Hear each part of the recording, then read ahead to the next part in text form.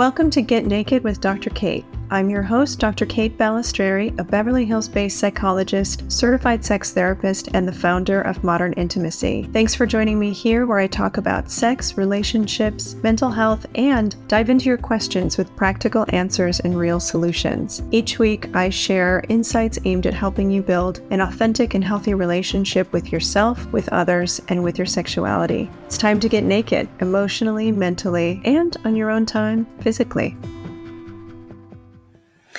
Touch is a healing antidote. When people live in trauma in their bodies, it can evoke a whole chain of events that creates a sense of dis-ease in one's own skin. And that is amplified when we factor in elements of oppression. Today on the Get Naked with Dr. Kate podcast, I'm speaking with Erin Johnson, who is an activist, a consultant, a teacher of closeness. And Erin has made a lifelong commitment to use the skills he possesses to end racism. Erin uses intimacy and closeness to Blackness as a primary means to that end. And the tools that he frequently incorporates into his work are speaking, teaching, singing, photography, filmmaking, and minimalism. Erin leads a mentoring program called Turn It Up Now that focuses on elevating the power, talent, love, and work ethic of youth. He's part of the Holistic Resistance, a team dedicated to undoing racism and oppression through questions, connection, embodiment, and slowing down to see ourselves and each other. Erin is also part of the Chronically UnderTouched program, known as the CUT Project, and this body of thinking is born out of the development and tracking of the Chronically UnderTouched trauma story. It's a movement supporting people of the global majority, people of color, to access healthy, nourishing, Platonic touch in a culture that, in the United States, denies it at its every turn. Tender touch means seeing people as full human beings, and it is the antidote to the invention of the Black brute archetype. Erin believes that deep connection is one of the most powerful tools one can use in dismantling racism. Erin, thanks so much for being here with me today. I've been really looking forward to this conversation. Me as well. It's an honor to be with you. It's really powerful. Yeah. Can you tell me a little bit about what led you to form these teams and these different projects that you're working on? Yeah, for me, the biggest piece has been trying to be human in America. Ultimately, I think there's something that I think about Holistic Resistance, which is the first org that has really kind of set us up to do all the other work. It's been able to dismantle oppression at every level, dismantle it in ways that feels, impossible and places where it feels small and simple. And then the next big step was the CUT project, the Chronically UnderTouched. This was my desire to be human and that find Platonic touch. And then in between those, grief has been huge. So grief to action has been a huge part of us navigating both of those worlds. So for me, it's constantly looking into the world going, where can I be human here? Where can I be human? That's what I continue to ask myself. I was really drawn to your work, especially the Chronically UnderTouched program. And I wonder if we can kind of break down a little bit the research and the awareness that you have about the relationship between touch and race and kind of how this came to be. That's huge. I think for me, one of the tender places about this journey of oppression and race and touch is that I found a pretty clear embodied lived experience where as a Black male, there was this expectation for me to not have Platonic touch, that my touch in America, generally speaking, is sports, it's violent, it's aggressive, but tender Platonic touch felt farther away from me. Even I think all men in America are impacted by this, particularly Black men I found is oh, there's something else here. And so I did some investigating and some looking into, and I immediately jumped across, the history of the Black brute, the invention of the Black brute, and how America invested a lot post-slavery to create a story that says the Black male is more muscle and aggression and uncontrollable sexual energy than human.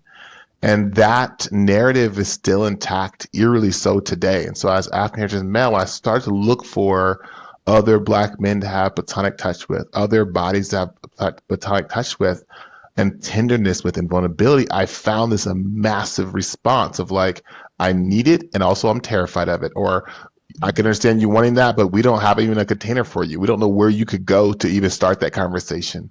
And that really kind of not surprised me, but really made this a big part of my life's work to create a conversation, practices, practitioners, thinkers, activists around this kind of big topic of platonic touch that is aware of how oppression impacts the stories we get to see, visualize, and hold in our bodies as we live in this country as humans. And so for me, it really was a personal journey that's turned to my mentors and now turns to the public.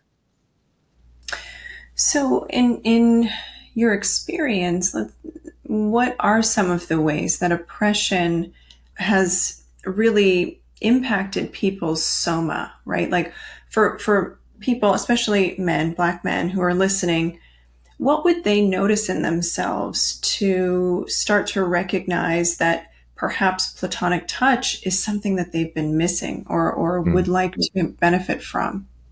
Yeah, it's huge. Thank you for that question. I think most Black men will almost hear this initially as confusion. Like, what?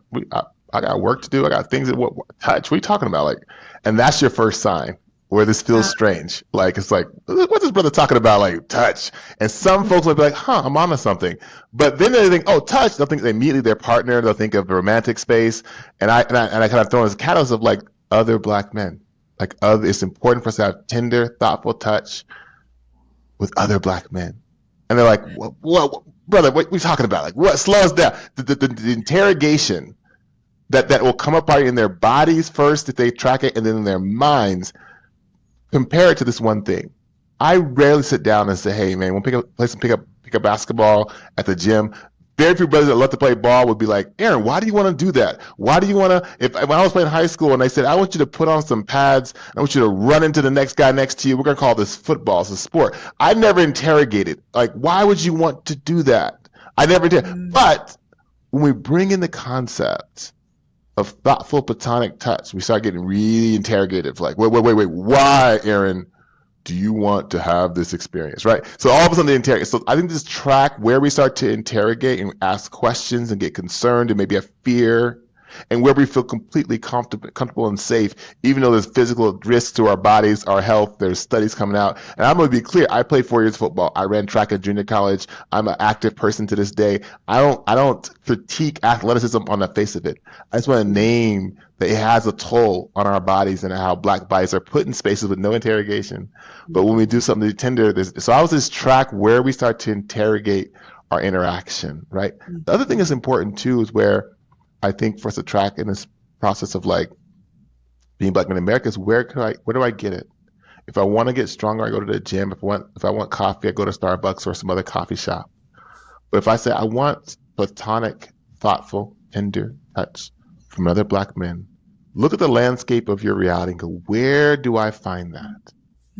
Where do I find that? Where can I be tender, vulnerable, human outside of my romantic spaces?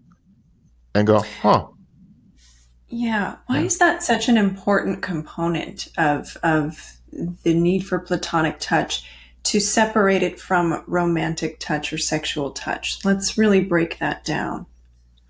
Well, I think one of the things that I found, and this is a product of the Black Brood, is that sexuality has been weaponized so much as a defining factor of who we are and how we value ourselves as men, particularly as Black men, because we hypersexualize a lot. So you don't have to jump far into Google to see this idea of the Black penis being this like centerpiece of our identity, right? And so it becomes so much of the centerpiece that oftentimes Black men are contorting their energy to kind of match this propaganda narrative of defining their value. So when we talk about platonic touch, it automatically, almost like it takes the Black brute narrative and the Black penis and sets it aside. not useful in this interaction. And then it asks the important question of what's left. And what's very eerie in America, when we take the Black penis and we set it aside, oftentimes we're not tracking ourselves. There's a whole lot there we're not seeing, but we feel like nothing's left. Like we're not even worthy of being seen. We're not worthy of being celebrated. We're not worthy of being heard. When that's symbolic, I see that Black penis, it's a whole bunch attached to that narrative, but I'm simplifying it for the sake of this conversation to kind of set it aside. The idea is when we realize is what is now there. So Platonic now becomes, this is a very strange concept I find to come up, is Platonic touch becomes, I even risk say, as valuable as sexual touch, as valuable as romantic. Now, I know through just practicing myself, in some ways it's even more important because the nest in which everything else in my life kind of sits in, my sexual touch, my tenderness, my mental health, it sits in the kind of platonic human tender experience, which oftentimes is taken from or hard to find for Black bodies. And so for me, when we talk about separating the two, we want to separate it here in this context because of how hurt, and I would even say how traumatized, the Black sexual narrative is in the United States. So Platonic rarely shows up for Black men. Black women, trans folks, queer folks, it actually is, they're doing a lion's share of this modeling, but cis Black men, we find ourselves getting real small, real confused, and under-practiced on how to, so the separation does two things. One, it allows our humanity to come up, but B, it takes the Black penis trauma story and sets it aside. And that's essential for the humanity part of us to kind of come to the surface and like show up and go, oh, what's here? And not be like, I'm nothing when that's not here. So you've mentioned the Black brute archetype, right? Can you elaborate a little bit more on what that includes and the parts of our humanity or Black men's humanity that are left out when that really is the prominent narrative or identity that someone is sort of constructed around? Yeah, it's huge. So I just want to name, some people might not have seen this history in the United States, but if folks are able to, I encourage people to travel to Montgomery, Alabama, and Brian, I think Stevens is his last name, I hope I get his name right.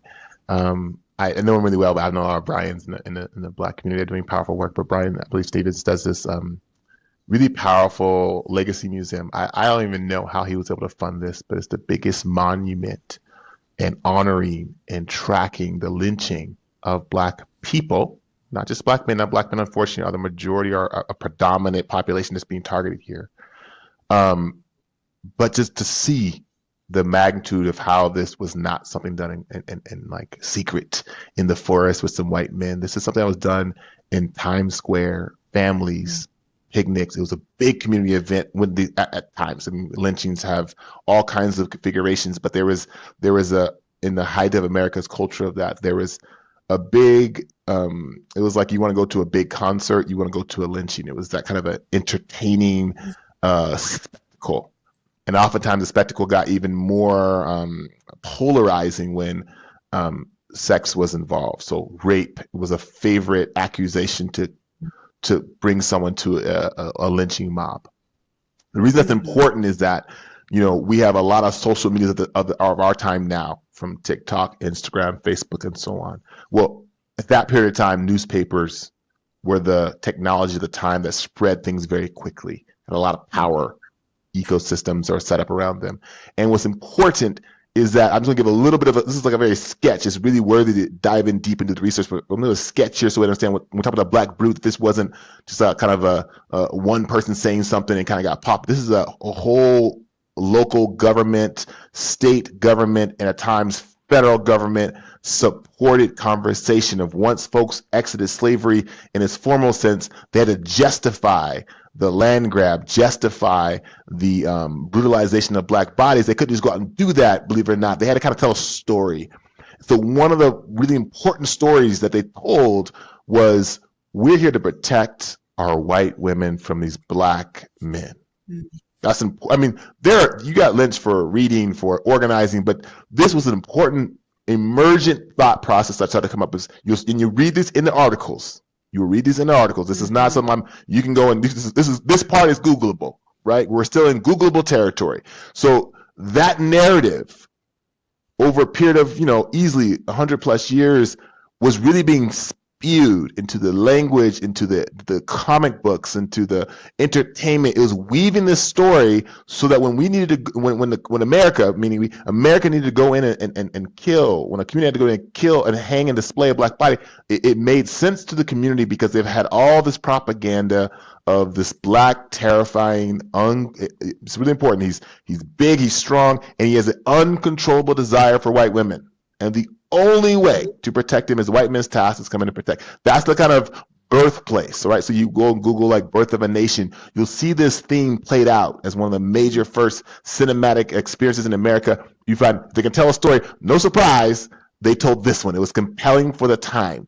And so I say that because that narrative kind of birthed itself in America and it's been fed till this moment I'm talking to you. So therefore, when you think about that kind of brutal culture and space was formed really important, that stereotype, that archetype doesn't have tenderness, intelligence, all those parts that make it very difficult to control. So that part felt important. And so as we start to develop our media and the time it evolves, we still have an investment in not seeing black bodies as a whole, specifically black men, as complete beings, because we do that, the whole NFL collapses, the whole prison industrial collapses. I mean, I can't tell you enough. I'll land here in this moment and breathe, but I'll say I can't tell you enough. If I drove down to our local sheriff's office and I said, hey, can you all give me $1 million? I have 8 young black men here I want to support. They'd be like, how much? Get out of here. They laughed me out of the room. And those same, one of those young black men maybe has an addiction issue, maybe gets a gun, maybe goes into the local store and robs it. And as soon as he comes in with the gun, and maybe he actually discharges that weapon, $1 million is released. Helicopters are in the air. Police officers are on their way. The surgeon that has helped the person that maybe got ahead of that by talking to me the day before and gave me a grant. I could have mentored in a nonviolent way and supported this ecosystem. I'm saying this example is that you'll find that anytime we try and get critical resource to get ahead of a trauma story, no money. But it's time for us to be violent, all the money is there. The helicopter's in the air, the police department's fully funded. But any type of humane, you'd be surprised on the young black men that I work with that when they have a comprehensive touch plan, their violent, traumatized bodies without even professional help, which we recommend, but sometimes not accessible, drops dramatically. We haven't changed their foods yet. We haven't changed even their housing yet. We changed their touch plan, and their violence has gone down. I mean, 80, 90% of the time, right? Because, I mean, it's attached to like working out and moving and food. All that's a part of your touch plan. But I just want to name that Platonic Touch piece is a real game changer, but no one's trying to practice it. And so I'm just trying to raise my flag as high as possible to remind us that when these stereotypes are gone unchecked, the carnage that happens. But when they're actually given some good thoughtfulness, and that stereotype is challenged, it's amazing what kind of tender healing, I could say healing even can happen. Healing can happen to the black male body. So that's the place where I think that narrative is so painful, is that it keeps those hurts intact so well and so quietly. Oh, and so insidiously and with a determination, right? Yeah. The systems in place to oppress people of color are so intentional.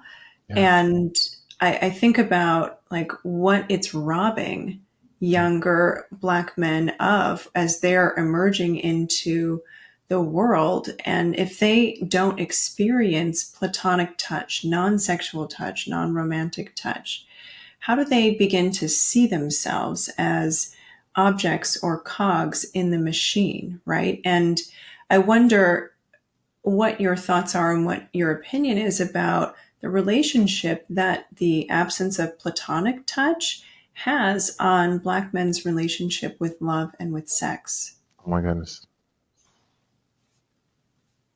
You know, that's one of the most tender parts of this work is that I feel like in the last 7 years, I've gotten really exposed to the consent culture and really thinking about what that means in building relationships. And even as evolving, I get chills because to me, one of the places I probably grieve the most is where black men on one end of the spectrum are taken advantage of by their romantic spaces because they're so chronically undertouched. The simple story is when you're young and if you're blessed to have parents that tend to you, you're born and you were nursed, you were held, you were hugged, and you're like, oh, this is heaven. Maybe I just love my mom or parent, whoever is caring for me. I just touch is like baby's medicine. We know this keeps them alive. Studies show that this touch is important. And right around, you go from like literally being tucked in your mom's womb and hearing her heartbeat coming out, maybe being nursed and held. And in short 5 years, you go from all that touch to almost zero. When you're too heavy to pick up, that's kind of when we start tracking young black women. When they're too heavy to pick up easily, their touch goes from almost constant to nothing.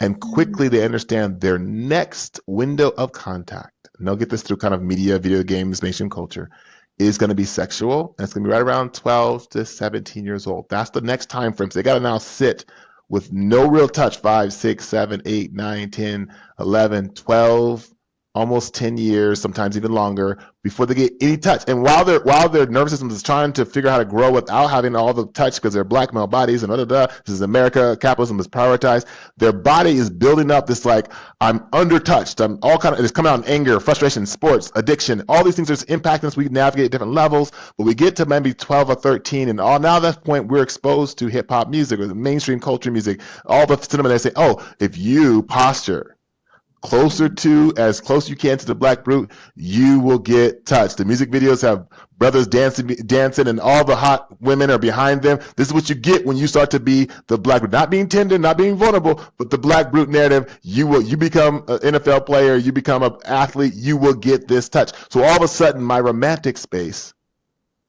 is now holding 10, 15, sometimes 20 years of this partner is going to now fix, hold, handle all of my undertouched needs. And if they don't, they're inadequate and they're not a good partner. I mean, I'm really simplifying a big trauma story, but it plays out in a lot of different subtle ways where then consent becomes problematic, where it's hard for me to hear no's if I'm sitting here 10 years in my body of being chronically untouched. And I don't even realize I have options for platonic. I think all of this be sufficed in my sexual space, right, which is a lot to bring into a sexual space. And this is not going intellectually. This is all going kind of unconsciously until we slow it down, maybe a therapist or a touch activist or someone who talks about it, it becomes clear. Really, it just shows up of like, I just need so many. I'm just a brother. I just need a lot of women. I'm just a player. You're chronically undertouched. You're not a player.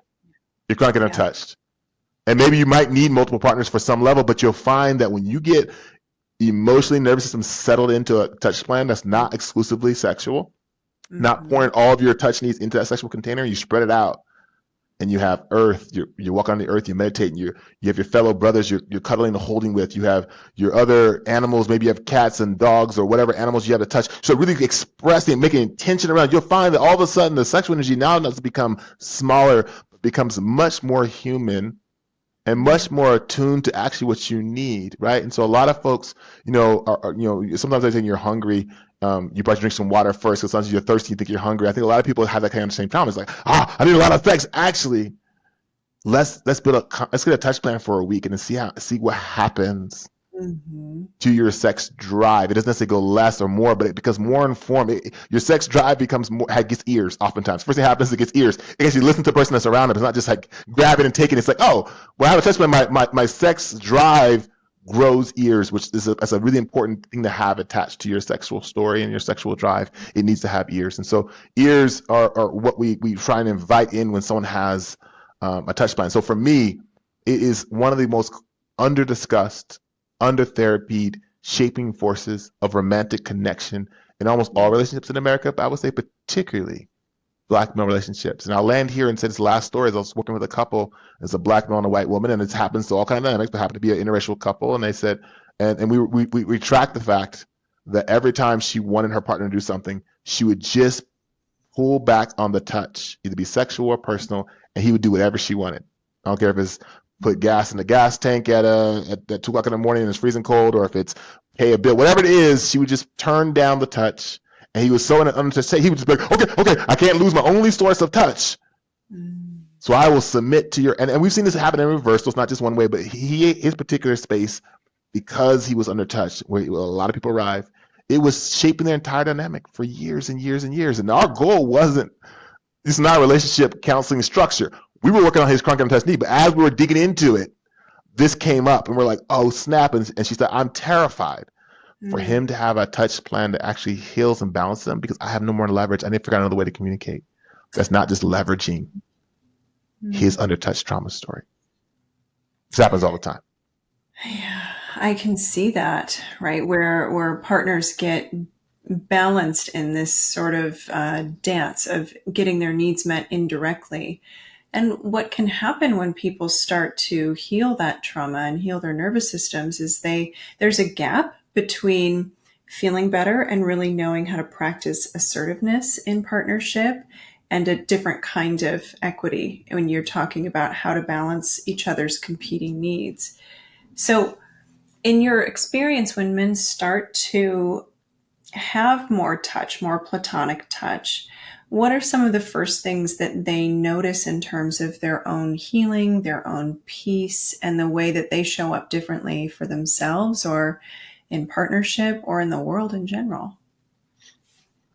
Grief.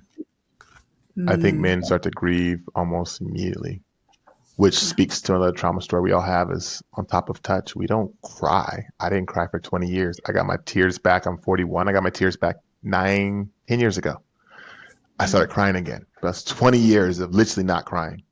And and all kinds of carnage. So one of the things, that first thing I see is it start this kind of grief of like, oh snap. Like I almost like depression, almost like what? Like I could have had all this time. It's been 10 years since I felt this kind of connection. I've had 10 years since I had a brotherhood or a connection or a community or being seen in this tender way. And now that I'm open, I'm actually practicing extra muscle now I have of like having to close up in certain environments and maybe open as one little space where I can be tender and then close. I start to see how much they're not being seen in the mainstream world, mm, in their business world. So it's like they look around and start to, almost like you put on a pair of glasses and you really can see how much you've been missed as a full human being. So the grief, right? yeah. And so grief to action, which we have in our nonprofits, the desert space with, you know, super dope structure and a couple other spaces to just like scream, let it out, find Yeah. your voice, find your grief, find your tears, Yeah. find your Yeah. tears. And so that's one thing we first, when people start to notice the grief, right? Like, you imagine it's like relief and great. That's still a couple of months, sometimes years out of really finding the joy in Mm, being human in an environment that hasn't been seen. So a lot of it's just like shock a little bit and a little bit of grief, a little bit. There's a significant amount of grief potentially. Some folks don't go into the grief space, some people drop right into the joy and appreciation and like, oh, I'm in. And often those folks have either partners or communities that can embrace their practice. But a lot mm, of black men that grow up in these environments, they don't have a collection of 20 black men in their community. They're down to like, we got you, we have you, we're here. They almost have to like come out as a human. You know what I mean? Like, hey, I actually deserve cuddles and touches. Hey, brothers, I know we've been playing basketball every weekend, but actually, can we take an hour and practice sitting and holding hands, listening to each other? mhm. Right? That's a big effort. So that there's a level of like trying to stay creative and find that space. I think the another thing that happens is their relationships do improve dramatically. I have not seen a person that has developed a touch plan and access to tenderness that has not enhanced their relationship romantically and in their other interpersonal relationships. Mm, Another thing I think is that their stress level. We're talking about blood pressure going down. I'm not talking about this as a magical, like just like drinking water and sleep. It's the sexy thing that saves your life. It's that kind of thing. It's like you sleep, you drink water, and you start crying and get in touch. Surprise, surprise, the body responds positive. But blood pressure, noticing injuries in your body to even notice because part of a comprehensive touch plan is we kind of just touching ourselves, just rubbing our skin, just mm, noticing that. I got this from a veterinarian when I was in homeschool many years ago. He talked about just like, oh, like if you pet your dog, you can pet your dog with intention. If you see any bumps, it jumps to the side. Touch with really tracking the health of your dog. Well, we have in our touch plan just self touch. You get up in the morning, it's like meditation, not in the complicated. Touch your body and go, huh? How's my neck feel swollen? Is it tender? So we're just kind of noticing our body. What you'll find is that you're going to be more in your body yeah. as you build. So your touch plan is sometimes you're waiting for someone to come and touch you. It's also you touching yourself. A lot of male bodies haven't took the time, and we're seeing a lot more on Instagram. Seeing a lot of people like doing a lot of good meditation on this, but still like I don't see enough of it in masculine spaces for us to really just tend to our bodies, to touch ourselves in a platonic way, and just like, what does that mean? So simple practices like that. So that kind of realizing your body, coming into your body, those kind of simple practices really allow us to drop into the magnitude of I'm here. Oh, I'm here. And another thing I do, and this is part of our touch plan too, is we sing. People are like, bro, Aaron, I'm not a singer. That's a hurt we can deal with later.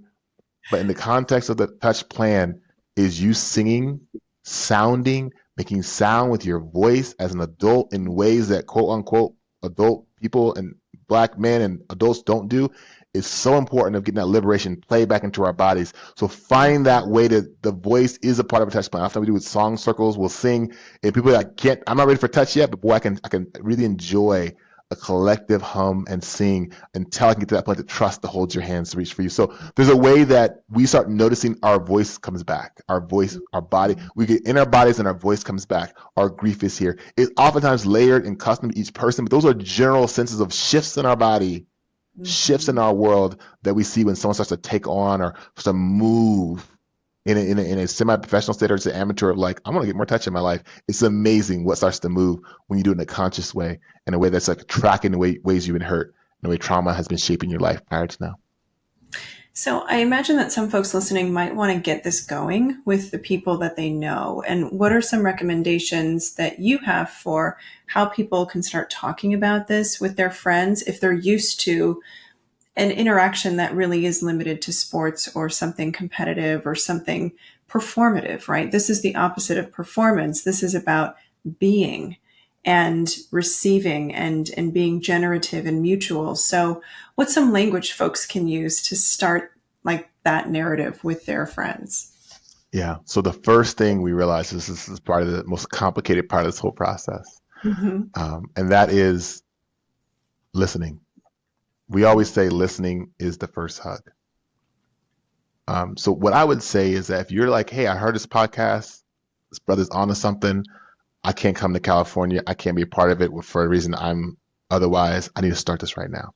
The first thing I would do is get my cell phone or timer or stopwatch and sit down for just like 3 minutes and just say, boop, for 3 minutes, I'm just gonna listen to my body. Just gonna, it's almost like a meditation, but simply gonna practice what is it, when do I become anxious? When do my ADHD or my sugar high or my coffee, whatever it is, when do I start to kind of feel like I need to do something? It's like, how can I attune myself to my body?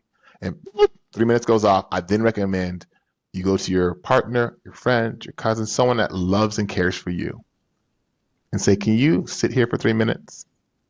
And if you feel comfortable to do so, I would just offer you to hold their hand. So there's like a simple hand hold, nothing complicated, just a comfortable way to sit and hold hands. And I'm not going to say anything other than maybe answer this one question of, what kind of touch do I feel my nervous system needs right now? Just thinking about it. You might say that, you might just sit with that one question.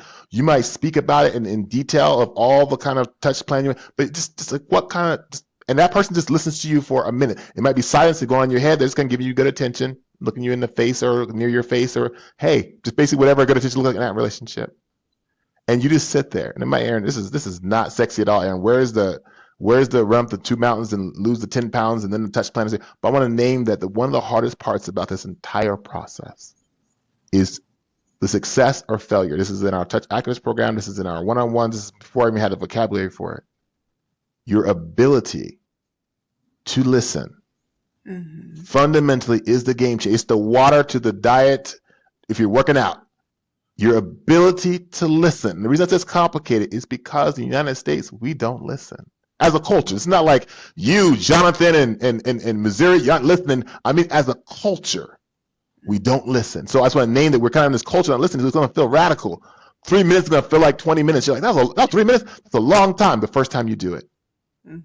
But I say that because that's what we're going to build off of. You can just do that once a day, 3 minutes, hold someone's hand that cares about your partner, a friend, ideally another Black male if you're a Black male, but obviously whatever personality is hard for you. And then track, my partner sits down, I can hold their hand. We do it all the time. This is great.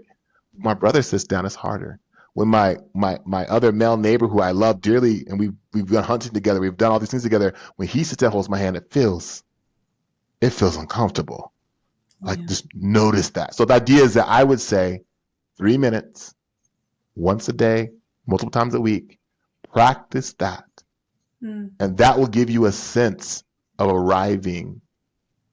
And it's not as unsexy as it is, you'll be surprised at what 3 minutes a day. And that can go to 10 eventually and 20. But I say 3 because I've done this long enough to know that we start, you bench press, don't start with like 400 pounds. Start with just the bar maybe. This is the bar. It's an important weight. But start with just a little bit of weight. And folks don't know what that is. The bar is 45 pounds, and generally lifting you, so kind of you start there. But those aren't lifting. The idea is start at an early stage. Start slow. Try to listen to the person around you, but listen to your body as well. What is your body telling you? And that was what the map I would use to kind of start you out. That's what I would say if you're going to start out today. That's really lovely. How can people work with you if they want to, get more involved and be more intentional with this practice?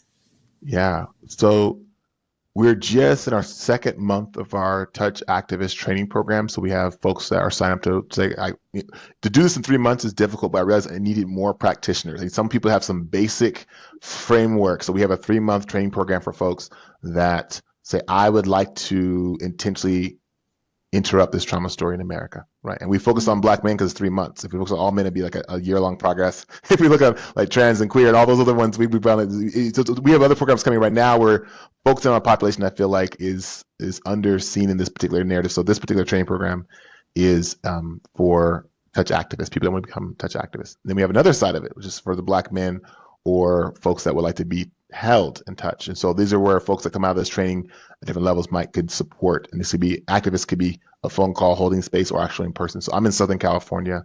I'm in the Mojave Desert, but we have a site in Northern California as well. We're going to have several summits for folks to come and gather, and we'll do an intensive, immersive weekend where we'll work on building your touch plan.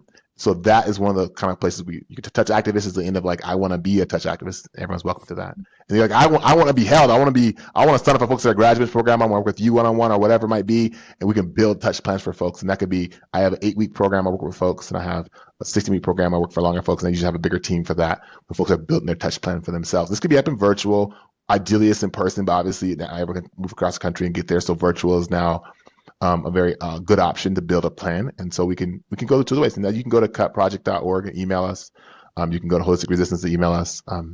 And all those places are great places to, get kind of the download. And actually next year, I think mid next year, we'll be releasing an online course that'll go in conjunction with our live course. So people that are like, I just want to get the tools at my own pace and best practices. What does the physical side look like? How do you wrestle without wrestling? How do you physically process physically and hold grief for someone in their body? How do you do the techniques of that? So we'll have that all kind of archived into an online course, but that's gonna be a little bit halfway through next year. So we're still building that. Right now we're mostly going live because the work is so tender and so interactive that we want to make sure we get as many live sessions as possible before we go to kind of the virtual. Well, that's amazing. Thank you so much for coming on to the show and telling my listeners a little bit about what you've been working on. I think this is probably going to be one of the most powerful ways to shift what's happening in our world when it comes to oppression. When people are dehumanized, that objectification eradicates their own inner knowing. It eradicates their ability to feel safe in the world, and touch is the antidote, right? Yeah. We know that touch and skin to skin contact can elicit so much trust in one another when it's consented touch and desired touch and nurtured touch. It really does help people move out of a survival state in their bodies and into a more grounded, regulated, and holistic way of feeling okay in their skin. And feeling okay is the foundation that's necessary to really thrive. So Thank you for this program. Thank you for talking about the program. And I'm just so thrilled about the work you're doing. Thank you so much. Thank you for backing it. Yeah, amazing. All right, everyone. Thanks for listening. I will see you here next week.